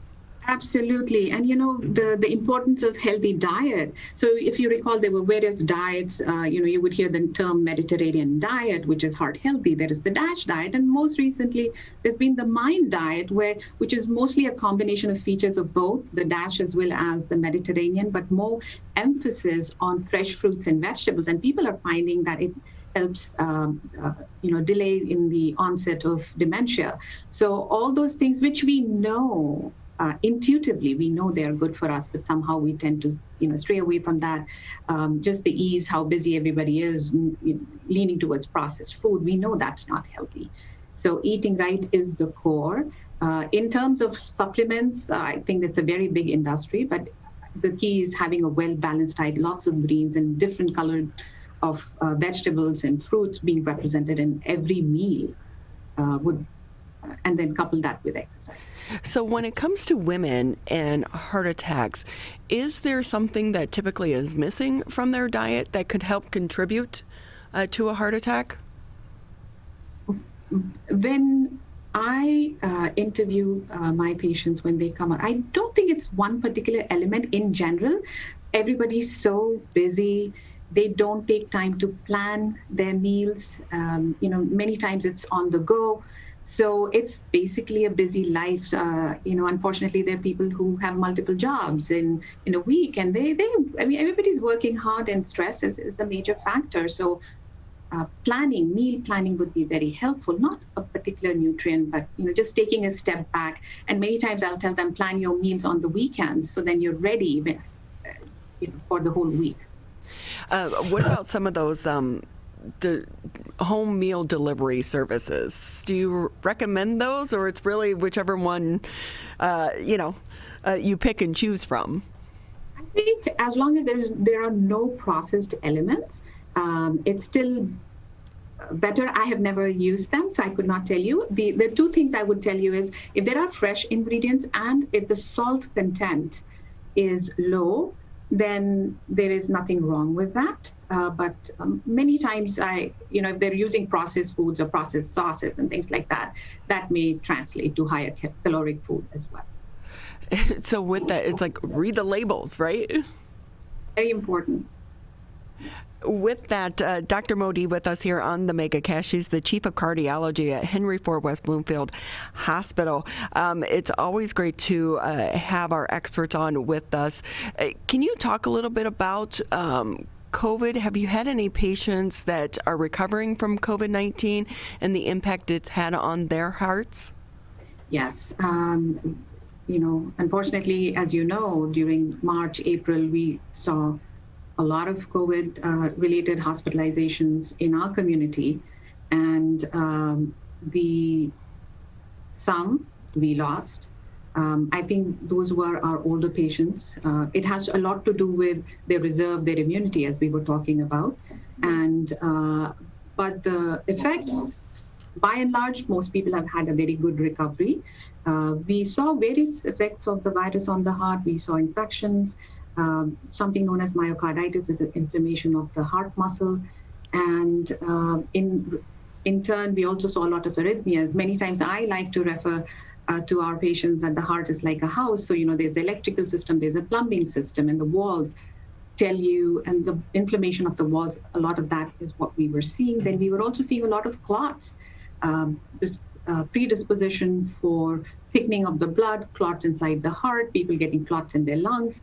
So a myriad of manifestations, which caught everyone by surprise, I think, just not nationally, internationally as well. Why is this happening? How do you treat it? And but I think we've gotten smarter and wiser. So is the heart like a muscle, like our muscles, like where we do push-ups to get stronger? What can we do to make our heart stronger? So that's it's an excellent analogy. And yes, and that's why we say exercise is great, because that's how we strengthen the muscle is by exercising. So that really helps even our patients with congestive heart failure. And I wanted to tell you that here in our clinic at West Bloomfield, we have a myriad of specialists which deal with complex heart diseases. So for us being a community hospital, the things that we offer are far greater in terms of technology and the specialist care, which is right here in our community. And they will always say our advanced heart failure physicians who are involved in cardiac transplants, now the procedure is done at Maine. But the key is, even our patients with heart failure, we would always like them to exercise. That is the most important thing. So when they do exercise, like I know I have the Apple Watch, there are Fitbits out there. How important is it to watch your heart rate? And when do you know you're kind of in a danger zone? So first and foremost, these electronic devices, we always take the numbers with a little grain of salt, how accurate they are. Let's say if this is somebody and patient who has somewhat of risk factors, and they're trying to get on an exercise regimen, many times it's not unreasonable to evaluate and come up with an exercise prescription heart rate for them based on how they perform on a stress test. But somebody who is younger, who does not have a lot of comorbidities, which we mean as a lot of other risk factors, and they just want to exercise, we will always say, go by how you feel. You should not push yourself, right? A little bit shortness of breath is to be expected, but your body really will tell you, and you should always be in tune with how you're feeling when you're exercising. Most of our patients, I always ask them, okay, so you exercise, right? And these are patients with blockages, by the way. How do you feel when you're done? Oh, I feel great. So, that is a good way of knowing. But yeah, somebody with a lot of risk factors, absolutely, it's better to be safe. We put them on a treadmill. We'll tell you, hey, this is where we want your heart rate to be. Particularly with patients who've had an event, right? Which is very scary for any patient who's had a heart attack or had, open heart surgery or valvular surgery. Their question always is, how much do I exercise? And then they undergo a cardiac rehab in our rehab program here. And somewhere midway in the process, they will undergo a stress test. And based on that, we will advise them, this is where we want your heart rate to be.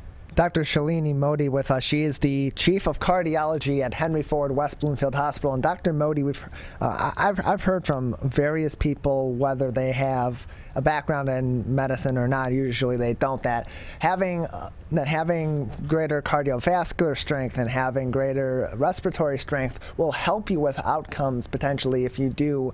If you are afflicted with COVID-19. From what you and your colleagues at Henry Ford have noticed and have researched over the course of the pandemic, is there a correlation, is there a relationship between improved heart health and outcomes for COVID-19 for those that may be infected with the virus as this pandemic goes on?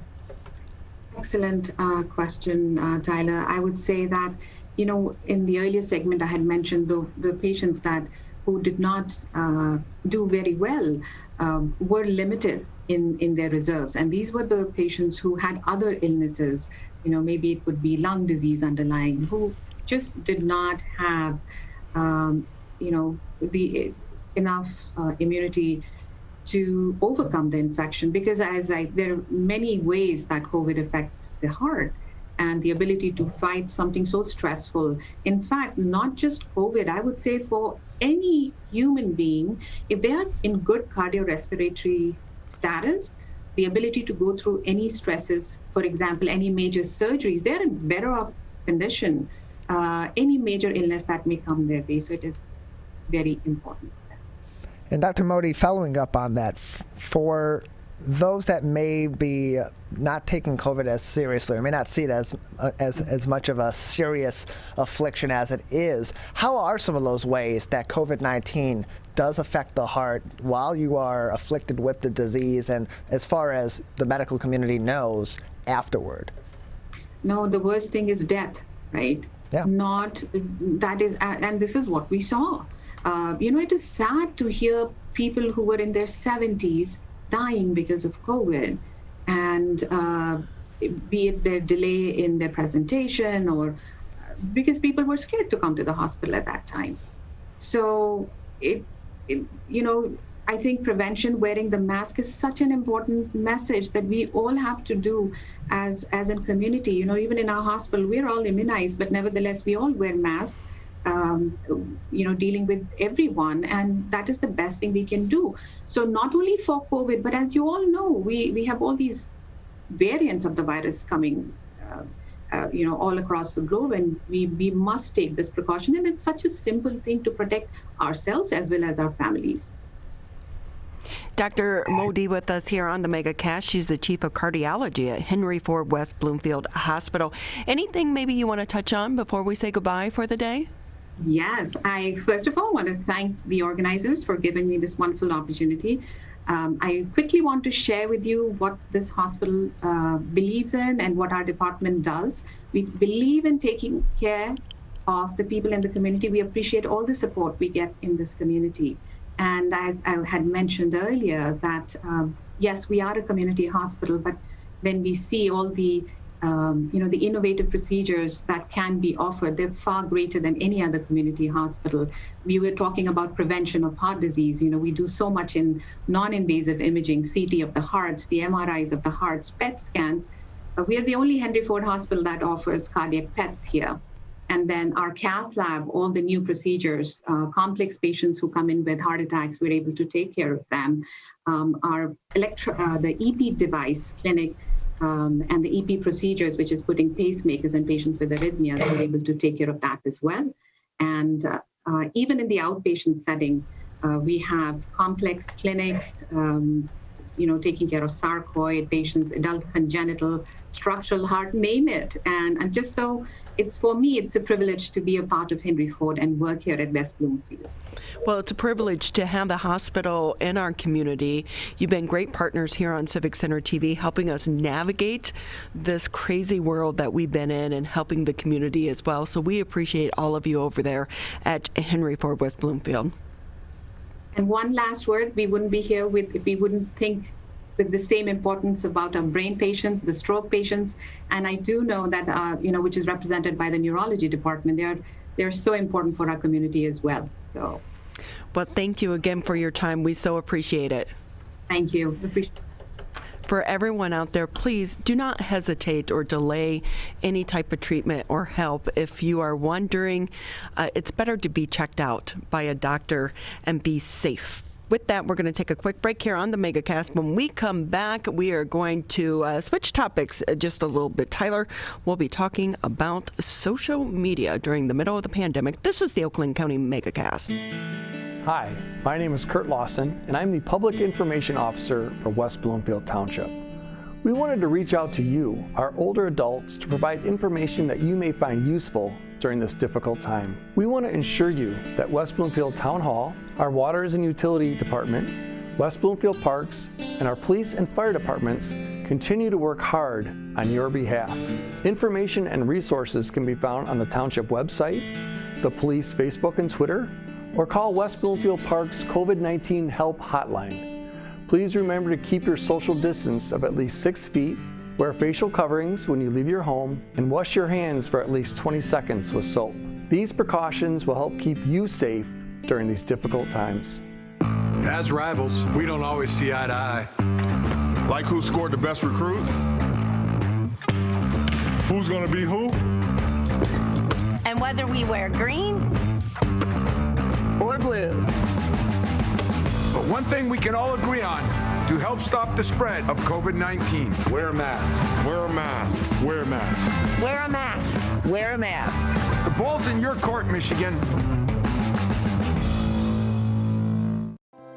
Michigan, we still need to stay careful because we don't want to go backwards, back to where we started. So keep standing 6 feet apart. Keep wearing a mask in public. And if you have symptoms, talk to a healthcare provider about getting tested. To move forward, let's all do our part. So stay careful. Michigan.gov/coronavirus.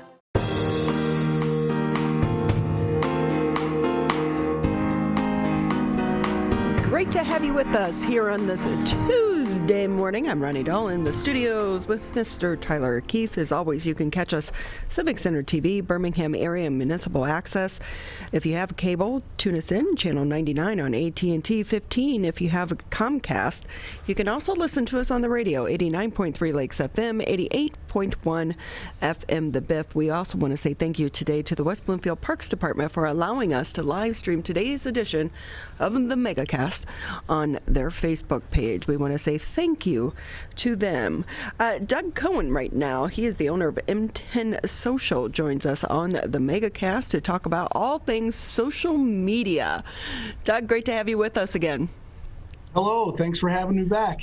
It's been a while since we've talked to you on the show, and I wonder how things are going in the social media world during the pandemic, because I kind of feel like it's been riding the waves of the pandemic, just like we've been doing as the public, right? It's up, it's down, it's up, it's down.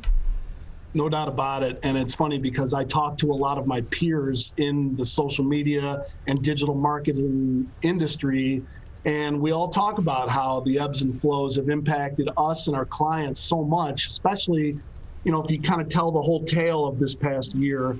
At the beginning, when things got really crazy, really fast, and people were going into lockdown, the messaging that our clients had to put out to their communities was so fluid and changing so fast that there was a lot of scrambling and a lot of content that had to be created on the fly to match what was going on and how it was impacting folks' business.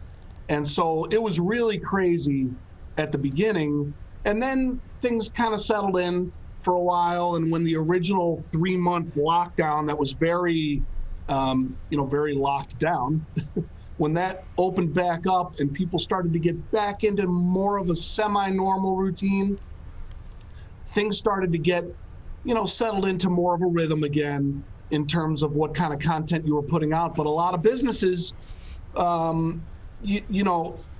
lot of businesses found that they were caught flat-footed, a little bit off guard in terms of having much of an online presence, which became really important during this pandemic. And for a lot of us, like for me, my business increased because I had folks contacting me and saying, hey, I need help. I need to get online and I need to get some kind of strategy where I can get some social media and some messaging out to my community. So can you help me? So it's actually been a good year for digital marketers and for social media folks like me.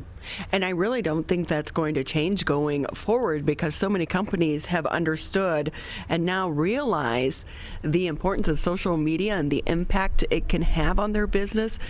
But for those that maybe were hesitant in hiring a company and tried to go it alone, have you found that as things have started to open back up, they've let their social media messaging flatline a bit? It's funny that you say that. So I wrote a blog post about that on my M10 Social website about small businesses have learned their lesson from this pandemic. Buy or sell. Like, are you buying that narrative or are you selling that narrative? Like, do you think they have? And that's the question. Like, once, especially as we start to return to real normalcy, over the next several months, our business is going to kind of tail off in terms of what they learned, and did they see this as really just a pandemic strategy or an overall strategy that really will impact and benefit their business in the long term? And part of that is, what will the new normal really look like, right? Will people, as a result of all of this, will people still tend to stick to their habits of being online more and getting more services and products online? And will businesses that get it and stick with that strategy, be the long-term winners from that, or will there be some that kind of let their guard back down? You would hope and you would think, obviously I'm a little biased, but you would hope that people do get that you need to be online. You got to have some kind of presence. And if you can do it alone, great. There's a lot of nuances, and it's a very fluid realm, social media. The platforms and the apps that come and go, and the tweaks they make to the platforms, and kind of the behavior of the folks that are using those platforms is changing so fast all the time that for some people, as small business owners who are focused on running their business, that's a really daunting task to keep up with that and continue to be able to take advantage of the changes as they happen. But some people can do it. Some people do it well, and others who have no clue and don't want to know, bring in somebody like me. And I think there's always going to be a place for people, to outsource it. Doug Cohen with us here on the Megacast. He's the owner for M10 Social.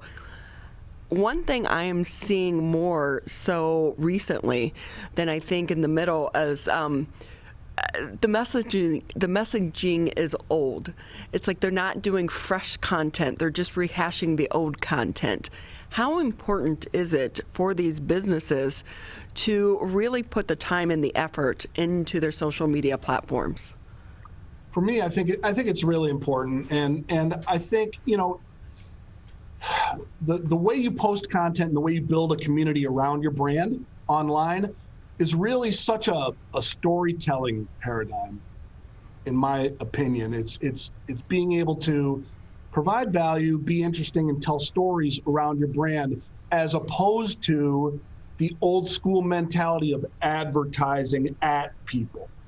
If you're just posting your sales and your deals and selling at people, that doesn't bring a lot of inherent value to people's lives, and it's not that interesting.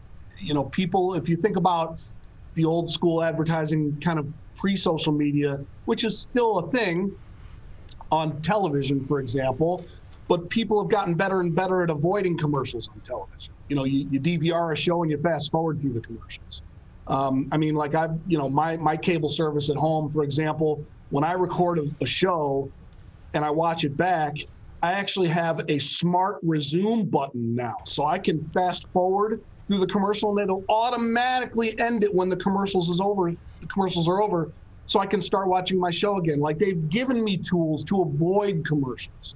People don't want to watch commercials. So if you go into a social platform, which is supposed to be social, and take a non-social tact of just blasting commercials at people, you're not going to build a community around your brand. And that's really what you want to do, is have some, first of all, it's not fun to not have a community. It's much more fun to have people engaged that are commenting, that have an affinity towards your brand and enjoy your brand. And there's ways to do that, but you got to think out of the box a little bit. A lot of business owners don't quite get that.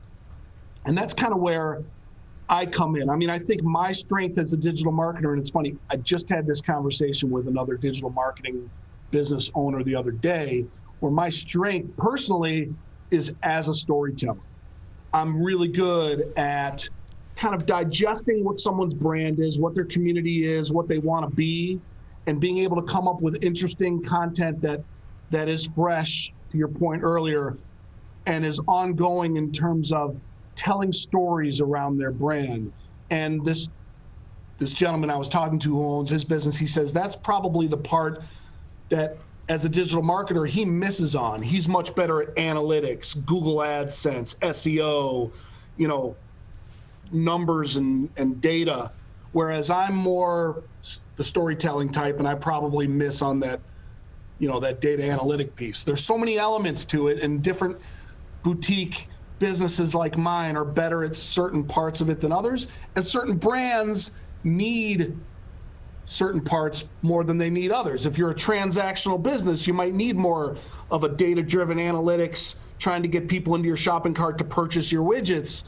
as opposed to where if you're not a high volume, you're more of a low volume, higher end type storytelling boutique kind of business, then storytelling might be more important to your brand than transactional widget buying, if that makes sense. So you keep saying the word brand. How important is it for these companies to really be clear about what their brand is? I think it's really important because a brand goes beyond just the product, right? And you know, depending on what your product is, there's certain products that are more exciting than others, I guess, but how you approach your products or your services and the types of relationships that you have with your clients, I think almost regardless of what your product is, are real differentiators for you. Not everybody kind of gets that. Some people just look at their business as a numbers game, and not everybody understands that, you know, if you can create some good feelings, for lack of a better word, for some good feelings and some value around your brand that impacts someone's life, that's an opportunity for you, for your brand and for your company that not everybody gets. And so you can take advantage of that if you can harness that vibe. Doug Cohen with us here on the Megacast. And Doug, I have to ask, sometimes we see some of these companies try to put out video, but it comes across as not authentic. What advice do you have for some of these people? So, yeah, it's funny because a lot of people, so live streaming is something I'm a huge fan of. And for my own, you know, I'm broadcasting here I'm Zooming with you here from Frameable Faces Photography, which is the business I own with my wife, and we live stream for our business all the time, and I encourage my clients to live stream. And to me, some people get terrified of video. They don't feel comfortable. They feel like they're gonna damage their brand because they're gonna get on there and not quite know what to say, and they're scared of being live and on camera, and it's just not, they don't feel great about that. And to me, I think, you know, being able to go live and or making videos that are showing people what you do behind the scenes, they don't have to be professionally produced and perfect. And especially in a live element, to me, a live stream that's perfect kind of stinks. You know, it's boring to be too perfect. People want to know that you're human and that they want to see the real. Authenticity includes warts and mistakes, as far as I'm concerned. And so I think people get too hung up on trying to protect their brand and that they need to be perfect when they make video or when they go live and you know, do a live stream, which you can do on Facebook. And there's a new app now called haps.tv, which is a great live streaming app. You've got Twitch, you can go live on Instagram. They're all bringing in live streaming elements where you can just go live and talk about a story, bring in a client to show somebody behind the scenes, which is nice and sticky. If you've got a client who's willing to go online and do it as kind of a testimonial and be on camera with you, that gives them something that they might want to share to their friends. And that's how you spread your word. That's how you word of mouth it online and on Facebook. But to your original question, it does not need to be perfect. If it's too perfect, it's going to look too sanitized and it's going to be a little boring. Don't be afraid to be human and show that your brand is made up of people who make mistakes and aren't perfect. And that's what is endearing, I think, about relationships, you know? Even more so now than ever in the middle of the pandemic. I think it shows that you're human and you have a heart. And it's like you say, if you're nervous, say, hey, I'm nervous. This is the first time I'm doing this. And it helps you connect to that audience and to the viewer. You mentioned some of these new apps or these new social media platforms. We all know about Facebook and Twitter and Instagram. What are the top ones for people to be on, but also what are some of the new emerging ones we should look out for? Right. Well, you know, it's funny. So Facebook is still the 800-pound gorilla. It's still the biggest, baddest. It's still the one that most people are using. And, there's been controversy with Facebook, and some people have better feelings about Facebook than others, but it's still kind of it's still the big one. And so I would always say it's going to be hard for you as a brand if you're trying to figure out where you should be, for example. It's going to be hard for you to ignore Facebook. I usually will say start with Facebook, but don't put all your eggs in one basket. Obviously, Instagram is big, which is owned by Facebook and continuing to grow. Twitter, they all have their different uses, but Twitter is big, obviously. LinkedIn is still, LinkedIn I feel like is still growing because LinkedIn is becoming more and more, they're adding some video elements. They're even allowing people to start going live on LinkedIn. And LinkedIn sometimes strips away some of the garbage because people generally are still focused on business-to-business connections and keeping it a little more streamlined in the messaging, whereas Facebook can be all over the place. And so those are still, I think, the big ones, the big players are still the big players. But, there's a couple of emerging, that's kind of near and dear to my heart is an app called Haps.tv, which is HAPPS.tv. And what happened here is Periscope was a popular live streaming app that was owned by Twitter, right? And Twitter made the announcement that they're shutting down Periscope as a standalone app at the end of this month, as a matter of fact, at the end of March. Yeah, Periscope went away. Remember, that was like one of the first that you could go live on. It seems to have. For sure. Periscope and Meerkat were the first two big live streaming communities that were dedicated live streaming apps. And then Meerkat fell by the wayside pretty fast. But Periscope, you thought, would have had some legs because Twitter owned it. And as we know now, that isn't always a recipe for success because Twitter kind of killed Vine. And now they've kind of killed Periscope. Oh, I forgot about Vine. Yeah. Remember Vine? Yeah. It's better TikTok.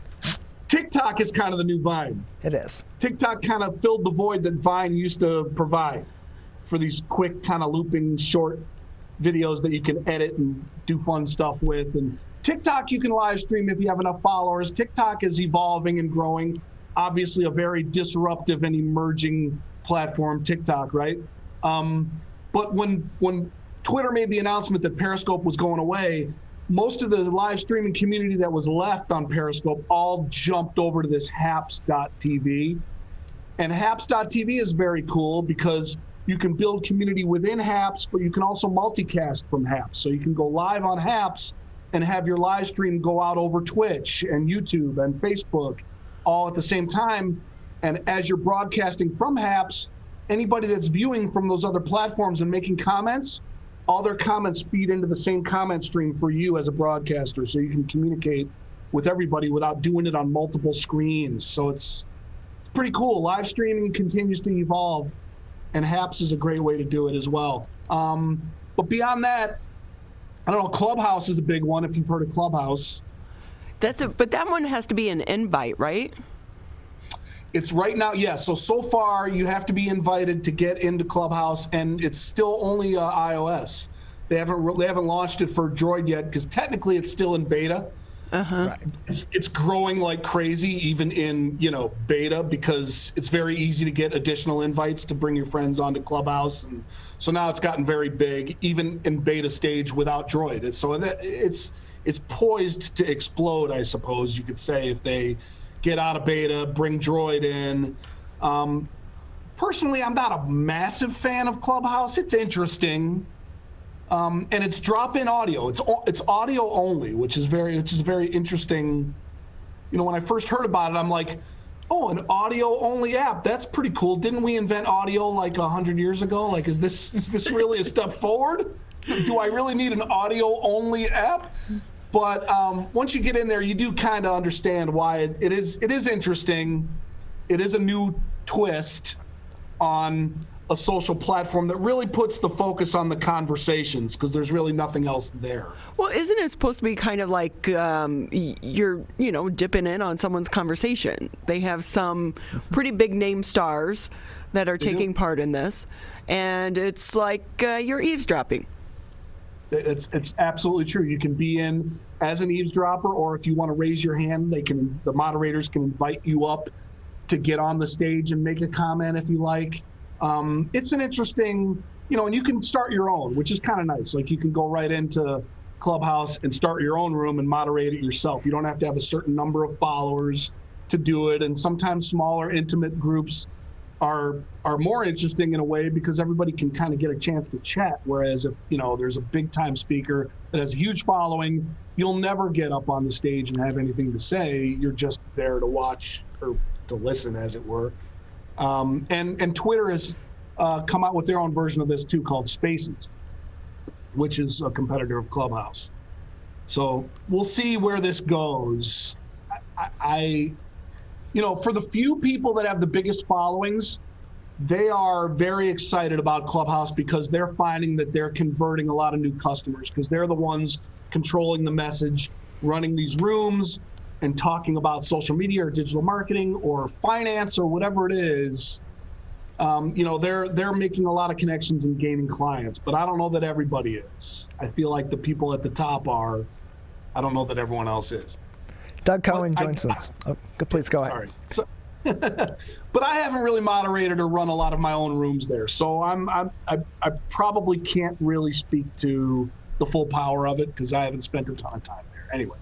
Doug Cohen joins us on the Oakland County Megacast. He is the owner of M10 Social, joining us today. And let's bring the focus back to what businesses, particularly on the local level, can do, because there are so many different platforms and there are so many different ways to interact with your audience and your potential and current customers.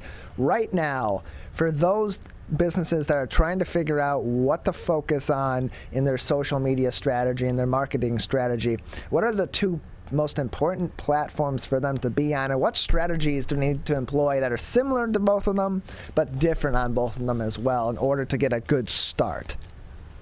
Well, it's a good question, and interestingly enough, the way I'm going to answer it is going to be kind of a flip, because so far everything we've been talking about is social media and social media platforms, right? But anytime I talk to a small business owner who is in that mode of, all right, what am I going to attack? Where am I going to deploy my strategy? What do I need to do? You need to start with your owned online assets, not the social media pages like Facebook and everything else. You need to have a website, and preferably a website with a way to add content to it, like a blog, for example. And then if you can get an email newsletter going as well, a list of email list for clients that you have a way to communicate with them via a newsletter is also an owned online asset. In other words, you own your website and you own your email list, and you don't own your space on Facebook. You don't own your Twitter profile. You're just kind of, they're allowing you to use their service, but it's not yours. You don't own it. So I would say always start with your owned online asset and make sure you have that tightened up. Make sure you have a place where people can connect with you that is your home on the web that you own, like your website. Then you go to Facebook or Instagram or a couple of these majors. Like I always say, start with Facebook and then maybe add one or two others. You don't have to be everywhere. It's almost impossible to be everywhere, and your clients probably aren't everywhere. So try to figure out your demographics and where they are. A portion of them are probably going to be on Facebook regardless. And so if we're talking about Facebook, go onto Facebook, post content that's interesting and valuable, but make sure as you're doing it that you give people an excuse to go to your website so that you're building a community on these social media platforms and giving them a reason to drive them to your website, because ultimately that's what helps you get found. That's what helps Google find your business, because Google, when somebody does a Google search for a certain type of business, Google's job is to go find the business that's the best and that's the most active. They have a lot of ways to figure out how to return those best results for the user experience, right? So if somebody comes in and says, hey, I want to find a photographer in West Bloomfield, Michigan, and they type in West Bloomfield photography, Google then goes over the internet and tries to find where a good photography studio is. And if they come across Frameable Faces and they see that there's a lot of activity on the Frameable Faces website, that signals to Google, oh, this is a happening, existing, going concern that has traffic. It's probably a good result. So if you can build on social media on Facebook and put links on Facebook to an interesting blog article on your website, give people a reason to visit from Facebook to your website, then you will grow your presence, you'll grow your community, and you'll help with your search engine results. Hey, Doug, a quick question here for you. I'm really surprised at how many small businesses don't understand that they can schedule the post. They don't have to do it in person at that exact time. Is Hootsuite still the main one to use when you're scheduling your social media post? Yeah, so Hootsuite's the one I've used always. I know there's Buffer. There's a couple others that people use. Hootsuite's always been my favorite. Interestingly enough, I don't use Hootsuite as much as I used to because the platforms themselves have pretty much all added in a scheduling element of their own. So you can schedule, and I don't know, personal preference, I find that sometimes depending on the platform, sometimes you have a little bit more control over how the content is going to be posted, how it's going to look, what it's going to, the tagging, the type of media you're uploading. I feel like sometimes you have a little bit more control over that, like on Facebook, for example, if you're uploading it natively into Facebook as opposed to using a third-party app, and you can schedule it on Facebook on a business page. So I don't need to go back to Hootsuite for the scheduling function. But to your point, in terms of scheduling, whether you are using Hootsuite, which does allow you to look at multiple platforms at once on the same screen, which is pretty cool. The scheduling piece is a big deal because if you can sit down, at the same time every week and carve out a couple hours to get your head into creating mode and put together a bunch of posts and then schedule them out throughout the week, then you're not having to disrupt your day every day posting. It's a very efficient way to put your content out and schedule it. So yeah. And how important is it for some of these businesses to know the difference between the platforms and how to post? Like what you post on Facebook isn't necessarily what you're going to post on Twitter. For sure.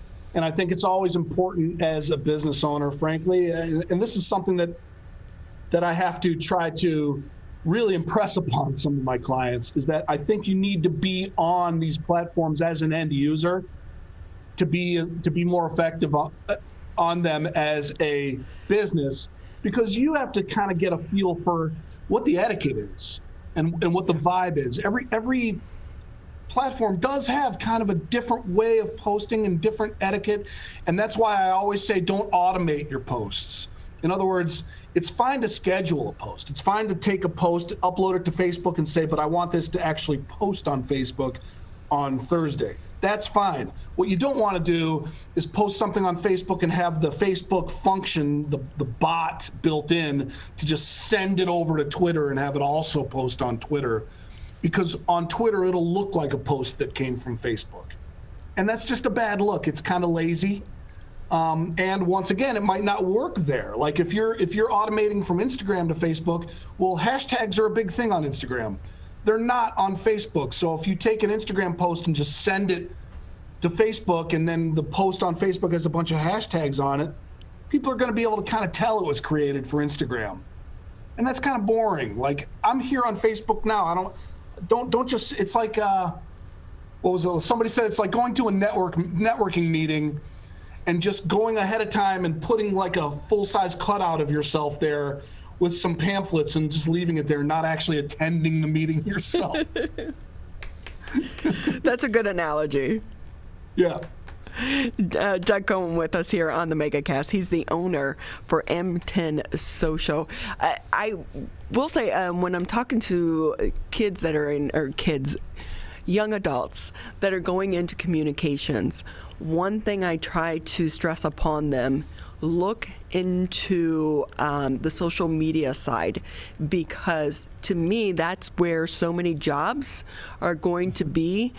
in the future as well. I don't think the use of social media is going away, and so many corporations now are starting to get smart and saying, hey, we can manage our brand by hiring someone to go directly into this side of the business world. It's not about press releases any longer in the communications departments within these companies. What advice would you give to college students right now?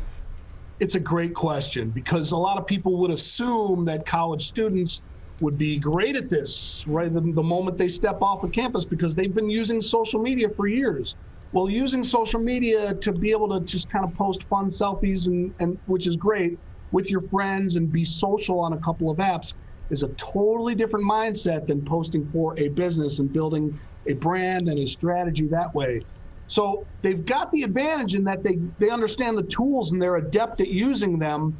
I would say to young people, two things. I would say, for starters, focus and make sure that you work on your writing skills, because writing is so important when it comes to blogging, creating content, being able to communicate and doing it in the voice of a brand is really important. And writing is a secret weapon. It shouldn't be. Everybody should know it, but a lot of people are not great at writing.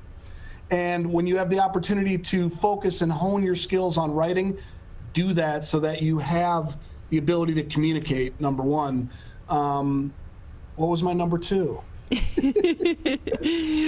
Writing. What was my number two? But in being able to write in different genres as well. Because writing, posting for social media is different than writing for a blog or writing a press release, things of that nature. Absolutely. And then the other thing is, I would say, as an end user, follow the brands that you like and pay attention to what they're posting and what they're doing. So that's one way you can kind of learn how businesses do communicate with their communities and with the public, is by following the ones that you like. And if you focus on the ones that you like, especially, odds are what you like about a brand, if it's one of your favorite brands, very often that brand is going to translate well online. There's a good chance as a young person, if you've connected with a brand and have an affinity towards it, it's probably a brand that gets young people and therefore probably gets the fact that social media is important. And find those companies that are really cool, like, for example, Wendy's. If we're talking, macro, if we're talking about big national chains, Wendy's is known for their great Twitter strategy and their voice on Twitter. They're really good at lightly trolling and having fun with people.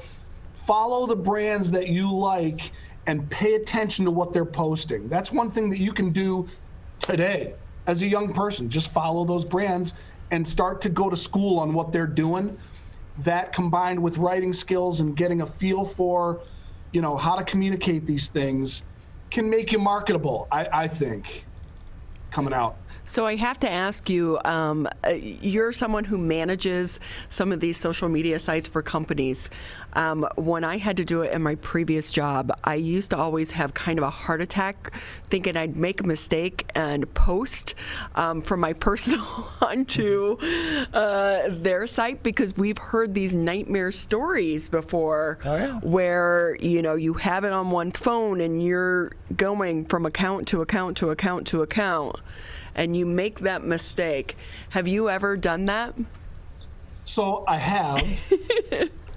and so here's the thing. For part of the thing about being a social media manager is that these apps, and I mentioned this before, they're constantly changing the tools in the apps and how they work and how to use them.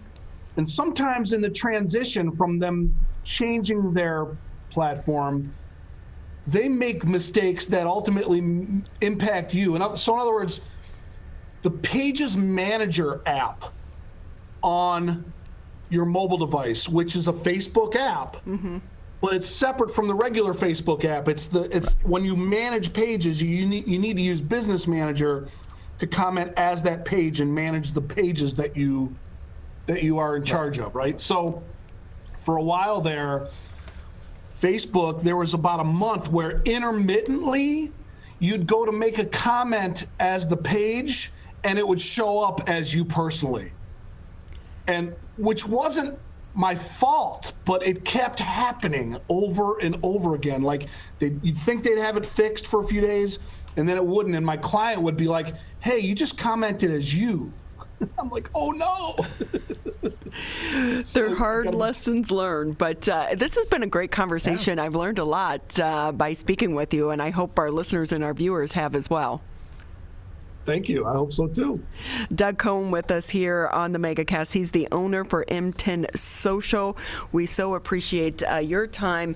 And again, this is such a vital time for so many businesses as we continue to navigate the COVID-19 crisis, because we're still in the middle of it and businesses are still suffering, and they can manage their message through the use of social media. That's going to wrap it up for the Tuesday edition of the Oakland County Megacast. As a reminder, Governor Gretchen Whitmer is expected to speak today at 2 o'clock to give us an update on the COVID-19 crisis here in the state of Michigan. This has been the Megacast.